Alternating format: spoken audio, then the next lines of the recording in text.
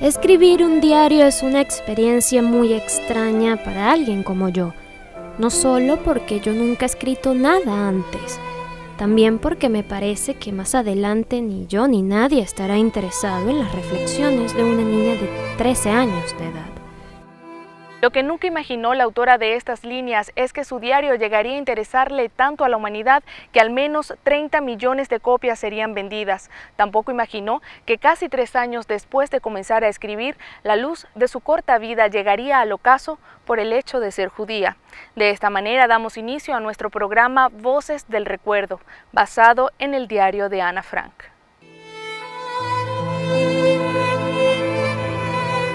Su nombre de pila, Annelies Marie Frank Hollander. Su historia, Ana Frank. Nació en Alemania en 1929.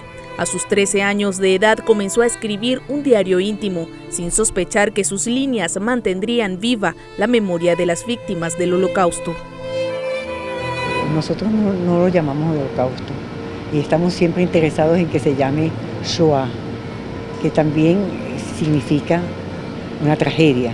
Bueno, Holocausto puede ser algo que se quemó, pero Shoah se refiere a los seres humanos, a un sacrificio humano, y es más fuerte que Holocausto. En 1933 el partido nazi llegó al poder en una Alemania pobre, con una hiperinflación monetaria y con alrededor de 6 millones de desempleados, consecuencia de las imposiciones del Tratado de Versalles, que obligaban a la nación a pagar enormes compensaciones a los vencedores de la Primera Guerra. Adolf Hitler prometió sacar a la nación de la grave crisis, levantar el orgullo nacional y unir a Alemania frente a los enemigos, los judíos. En ese momento todos los alemanes sufrieron igual que los judíos. El problema con los judíos y por qué Hitler pudo realmente aprovechar el odio a los judíos, el odio a los judíos venía de mucho antes de la Primera Guerra Mundial. El odio a los judíos viene incluso de otras culturas y civilizaciones. ¿Qué pasó? Que al tener una religión distinta, los conciudadanos que eran originarios de los países a donde ellos inmigraron, no los querían porque sospechaban de ellos, les tenían desconfianza. Por la otra parte, entonces, ¿qué pasaba? Que el judío sabía que no era querido. ¿Y cómo era que era recibido? Entonces, si no lo querían, ¿por qué lo tenían? Lo tenían porque él estaba preparado. Pronto el partido nazi se pondría manos a la obra. Las medidas antijudías fueron anunciadas, funcionarios y maestros fueron despedidos, se les negó la posibilidad de ser propietarios de empresas, de tener la misma educación, de casarse con personas de credos diferentes y de pensar distinto. Historiadores coinciden que en ese momento inició lo que más adelante sería un no rotundo, incluso a vivir. Hitler, como raza superior, no podía soportar que naciera ningún niño que fuera, como llamamos nosotros, un niño que tuviera problemas mentales, o que naciera ciego, o naciera sordo, o tuviera una pierna más corta que otra. Esos fueron los primeros. Después, los homosexuales. Para el nazismo, los homosexuales, y tú sabes bien que no solamente para el nazismo, pero no, eso no significa llegar hasta matarlos también. O sea, estuvieron también en los campos de concentración y en los campos de exterminio, y muchos miles murieron. Ellos no acabaron con ellos y ni los trataron de la manera tan horrible que trataron a los judíos, porque los judíos eran lo más bajo de esa escalera en la que la raza superior era la aria. Ante la situación, en 1934, Otto Frank, padre de Ana, decidió mudarse con su esposa y sus 2 hijas a Holanda. Allí estableció su empresa. Ana Frank, con tan solo 5 años de edad, se adaptó fácilmente, hizo amigos y aprendió el idioma. Ellos producían una sustancia, un producto para que la mermelada se mantenga fresca. Y ellos vendían eso a la gente que hace mermelada. Y mermeladas son muy importantes en Europa y en todos los países donde hace frío en invierno. En su nuevo hogar, la familia Frank se sentía a salvo, mientras que el nazismo se fortalecía en Alemania. La noche de los cristales rotos, la población civil alemana, conjuntamente con fuerzas paramilitares nazis, asesinaron a decenas de judíos y destrozaron sus propiedades. Aquella noche la abuela de Ana también huyó a Holanda en 1938. La noche de los cristales rotos es considerado el comienzo del Holocausto, porque fue en noviembre de 1938, o sea, un año antes de la guerra, casi un año, menos de un año. Pero allí ya estaba, como quien dice, el huevo de la serpiente. Se llama la noche de los cristales rotos porque, claro, los judíos, la mayoría de los judíos se destacaban por su comercio. Las autoridades asumieron los hechos de violencia como una respuesta espontánea al homicidio el 7 de noviembre del secretario de la embajada alemana en París por parte de un joven judío.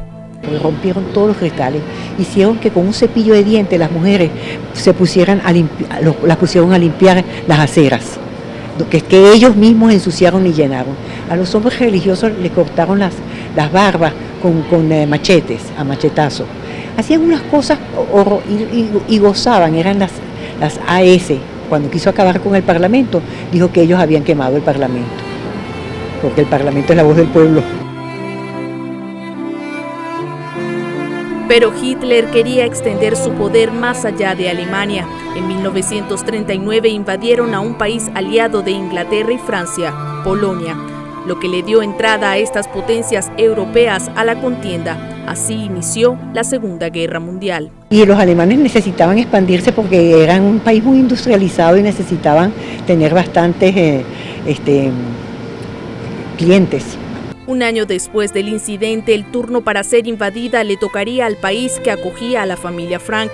No pasaría mucho tiempo para que las medidas antijudías comenzaran a ser aplicadas también en Holanda. País a donde entraba, país donde inmediatamente se hacían exactamente las mismas cosas que se habían hecho en Alemania. Primero les quitaban todas sus posesiones, los sacaban de sus casas, que eran sus casas, le quitaban sus oficinas donde trabajaban, no les permitían trabajar en sus profesiones. Los padres de Ana hacían lo imposible para que sus hijas tuvieran una infancia feliz. El 12 de junio de 1942, Ana recibió un particular regalo en su cumpleaños número 13, un diario.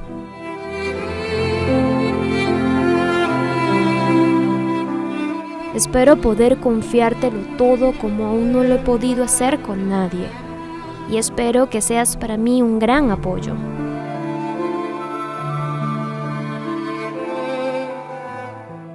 El antisemitismo obstaculizaba cada vez más el desarrollo de una vida normal, pero un llamado a la puerta haría que las cosas se pusieran aún peor para los Frank. La familia tendría que entrar a la clandestinidad. Ya regresamos.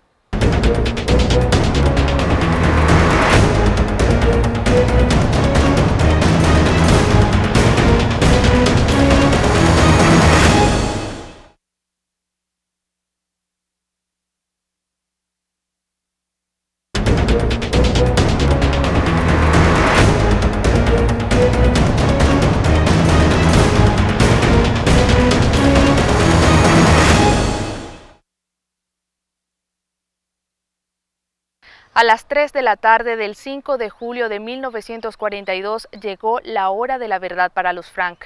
Margot, la hija mayor, con tan solo 16 años, había sido citada por los nazis para regresar a Alemania a un campo de trabajos forzados. Continuamos con más de Voces del Recuerdo, el diario de Ana Frank. Me asusté muchísimo. Una citación.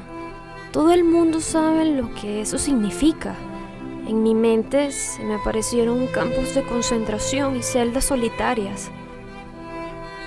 Arbeit macht frei, frase alemana que traducida al español significa el trabajo os hará libre. Era la escritura ubicada en las puertas de los campos de concentración para dar la bienvenida a los judíos a un confinamiento en condiciones deplorables, donde serían exterminados sistemáticamente. Pero la noticia sobre la carta certificada para Margot no fue del todo inesperada. Ante el endurecimiento de las medidas antijudías, el padre de Ana ya suponía que ese día llegaría, por lo que tomó sus previsiones. El escondite estaba dispuesto en pleno corazón de Frankfurt y en el edificio donde operaba su propia empresa. A su nueva y estrecha morada, Ana le llamó la casa de atrás. Bueno, y es algo tan pequeño. La gente se pregunta dónde hacía sus necesidades, porque no hay un baño. Algo verdaderamente increíble. Sus empleados prometieron abastecerlos de alimentos y otros insumos hasta que la guerra termine. Ana los llamó los protectores. Los justos fueron las personas no judías que lograron que judíos que hubieran muerto allí, los hubieran matado, ellos los defendieron y los escondieron o hicieron algo por ellos en un momento en que su vida ya estaba sentenciada a muerte. Ana documentó el día a día de los escondidos, llenos de pormenores y riñas propias de una convivencia tan estrecha.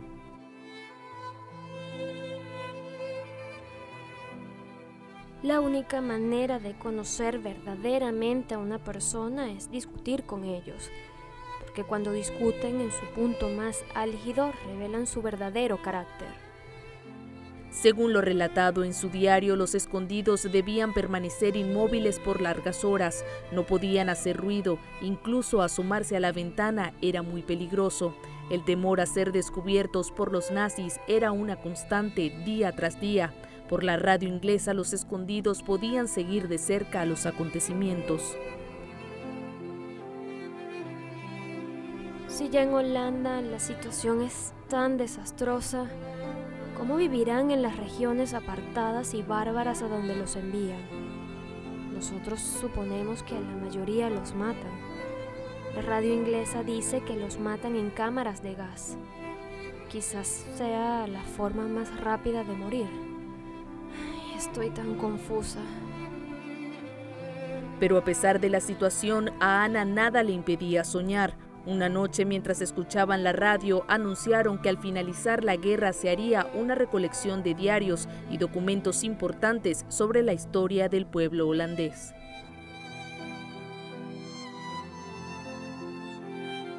Imagínate lo interesante que sería publicar una novela sobre la casa de atrás. El título daría a pensar que se trata de una novela de detectives. Es verdad que ella definitivamente hubiera sido una escritora si hubiera llegado a ser adulta. Ya tenía esa facilidad. Y generalmente es así. La gente que escribe desde muy joven. Por fin, tras madura reflexión, he empezado a escribir mi casa de atrás. En mi mente ya está todo lo terminado que pueda estar, pero en la realidad tardaré un poco más en acabarlo, si es que alguna vez lo acabo. En 1943 los nazis dieron la orden. Todos los judíos en Holanda debían ser trasladados a los campos de concentración para reorganizar la composición étnica en Europa. Su solución final ya había comenzado a ser implantada. Porque nosotros necesitamos tener un chivo expiatorio porque vamos a la guerra y tenemos que demostrar que nosotros somos una raza superior. Ellos son una raza inferior. No son solamente una raza inferior, ya no son ni una raza, son subhumanos. O sea, éramos animales. Este mismo año los aliados vencieron a Alemania. El fin de la guerra parecía estar cerca. This is the day ha dicho a las 12 del mediodía la radio inglesa y con razón. This is the day. La invasión ha comenzado. Ana, optimista, intentaba delinear un sinuoso futuro en tiempos bélicos. Su mayor sueño, el fin de la guerra, estaba a punto de llegar. Sin embargo, se cumpliría su peor pesadilla. Ya regresamos.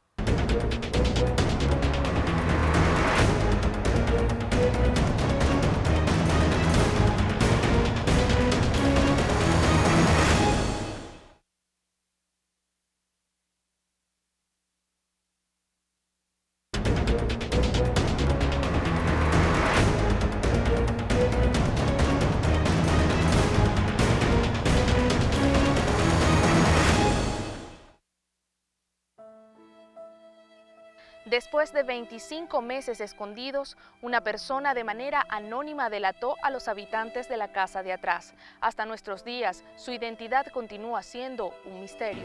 Y dicen, sin embargo, hoy en día, pero no sé, eso no se puede saber, que la hermana menor de Miep fue la que denunció. ¿Qué otras teorías hay? Bueno, las otras teorías es que alguien tiene que haber sido el que de alguna manera o escuchó algún ruido, porque ellos de día no podían moverse casi, porque estaban dentro del edificio donde estaba la fábrica, que ellos seguían haciendo sus cosas, su trabajo allí. El 4 de agosto de 1944, un desconocido informó a la policía alemana en Ámsterdam del lugar exacto donde se encontraban los escondidos. Las autoridades